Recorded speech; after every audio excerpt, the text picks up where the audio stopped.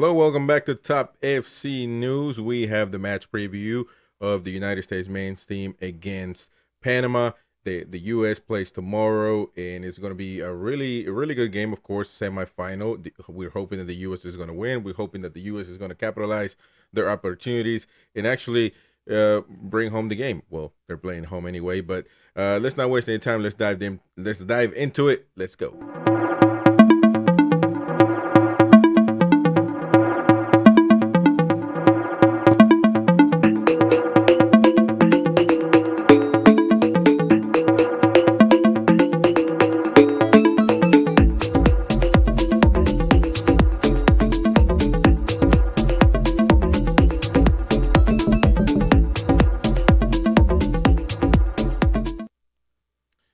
All right, so we got the match preview, ladies and gentlemen. We, by the way, I want to say something because before this video, we had a live stream with none other than We Max It, JD from We Max It, and I Max It Football, and it was a pleasure to have him. It was outstanding, really. You know, the first time we have him as a guest of this show, and he was kind enough to come on and actually, you know, bring his audience as well. And a lot of the audience are subscribed now to this channel, so I really appreciate you all trusting this channel, Top Football Club, or Top FC Radio, with your, you know, just to watch it and subscribe, and thank you so much for doing that. Of course, shout out to JD, who is really knowledgeable of his team, Jamaica, and Concacaf as well, as I'm sure other leagues as well. So shout out to him. Thank you. There was a little bit of a misunderstanding on the, of course, Jamaican. There was a Jamaican comment in Patois, and I didn't quite understand it, of course, and I showed it to him, and it was actually an insult for him, and I felt bad because, you know, of course, this is not intended to do that. He had his opinion, and everybody should respect that. Everybody please do not come to this channel or any channel to insult, to respect somebody else's opinion. Do not blame the people that's giving an opinion. Do not attack them.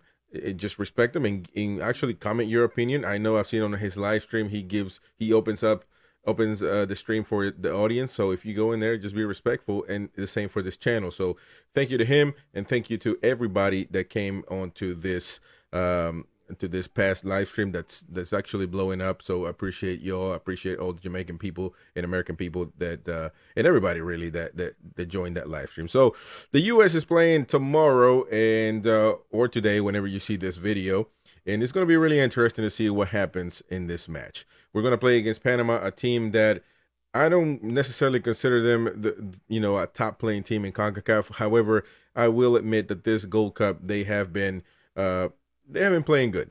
You know, they have been playing acceptable. They're in the semifinal, which is not, a lot to say. And listen, they're in the top 4 right now as far as the Gold Cup goes. And I know that's based on results. And I'm not a person that just analyzes, how the score went, but it is what it is. You got to admit they're part of the top 4 right now, along with the US, Jamaica, and Mexico. Game that's going to be played tomorrow as well. And by the way, my prediction about that match is 2-1 Jamaica. I think Jamaica has reasons that they could win that match, based on what I saw from the first match against the United States. I did not watch the match against Guatemala, which, according to JD, was pretty rough. And looking at the score and some of the highlights, of course, it does seem that way. But if Jamaica does what they did in the first half against the U.S., I believe they have reasons to win against the Mexican team that's in the rebuild. They're rebuilding right now. So U.S. Panama, the U.S. really, if they do everything that they're supposed to, they shouldn't have a reason of why not to win this game. But we didn't see that against Jamaica in the first half, at least, because Jamaica missed out the first penalty and the rebound, who are actually, you can count on those for the most part, at least that rebound. I mean, the way he missed it. So if that would have been, Jamaica would have gone 2-0 up, and I don't know if we would have tied that game. And then you got the game, of course, against St. Kitts, 6-0. Against Trinidad and Tobago, 6-0. So you have a huge contrast right there, and that is obviously but because of the teams that we played against Trinidad and Tobago, we played against St. Kitts and Nevis.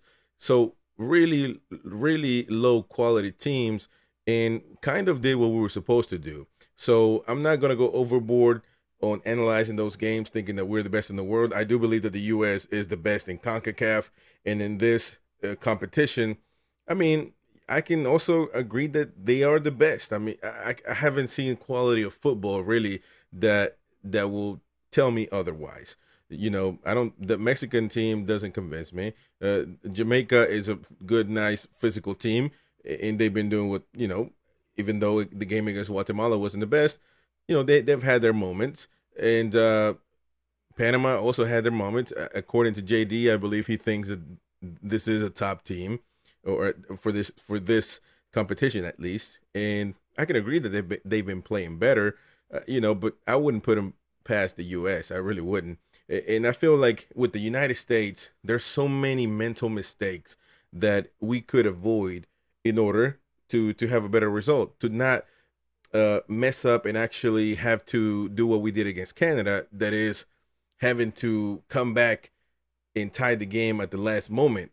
You know, we had opportunities. We had defensive mistakes that we shouldn't have had against a Canadian team that wasn't the best, but still, you know, probably the top three, part of the top three in the area.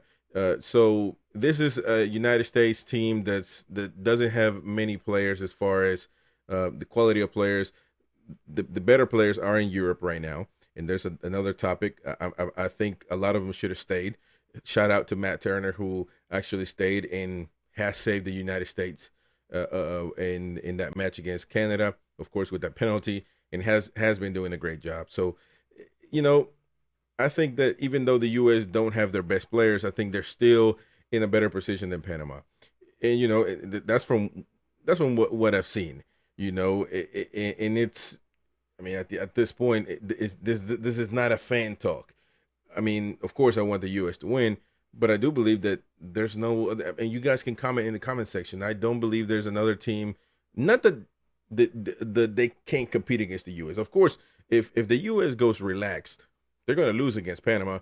They're going to lose against Mexico. They could have lost against Canada because they came out relaxed, and that is the big deal. But if the U.S. comes in locked in, and Gallingham actually has the players' mentality, you know, mental the mental game is really important for this game, you know, because these kids, they're really getting their experience. Is Jesus Ferreira per se, you know, he's an MLS player, not a young player.